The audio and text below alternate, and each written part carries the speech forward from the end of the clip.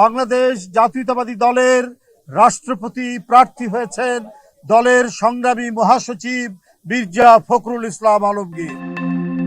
একজন রাজনীতিবিদের জীবনের সবচেয়ে বড় পরীক্ষা বোধ হয় দলের কঠিন সময়। বিএনপির দীর্ঘ রাজনৈতিক সংকটের সময়ে যে কয়েকজন নেতা দলের ভার কাঁধে তুলে নিয়েছেন তাদের মধ্যে অন্যতম মির্জা ফখরুল ইসলাম আলমগীর।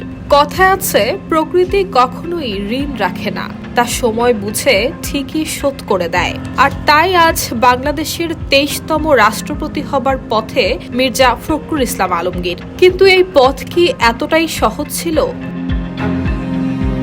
1971 সালের মুক্তিযুদ্ধে অংশগ্রহণ থেকে শুরু করে ছাত্র জীবনের রাজনীতি, দীর্ঘ অধ্যাপনা, এরপর বিএনপির রাজনীতিতে তার সক্রিয় অংশগ্রহণ। 2001 সালে সংসদ সদস্য নির্বাচিত হন এবং একই মেয়াদে মন্ত্রিসভায় প্রতিমন্ত্রীর দায়িত্ব পালন করেন মির্জা ফখরুল। তবে তার দীর্ঘ রাজনৈতিক জীবনের সবচেয়ে কঠিন অধ্যায় আসে 2011 সালে। দলের মহাসচিব খন্দকার দেলোয়ার হোসেনের মৃত্যুর পর মির্জা ফখরুলকে নিতে হয় ভারপ্রাপ্ত মহাসচিবের দায়িত্ব। 5 বছর পর 2016 সালে তিনি বিএনপির মহাসচিব নির্বাচিত হন।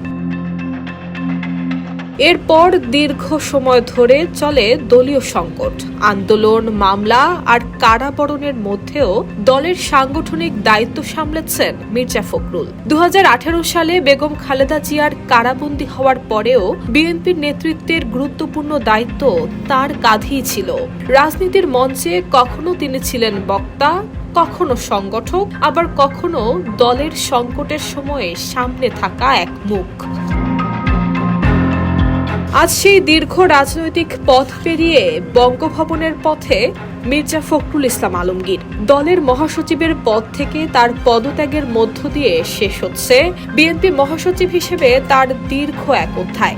সামনে নতুন অধ্যায়ের হাতছানি। দেশের সর্বোচ্চ রাষ্ট্রীয় পদে বসতে পারেন মির্জা ফখরুল ইসলাম আলমগীর।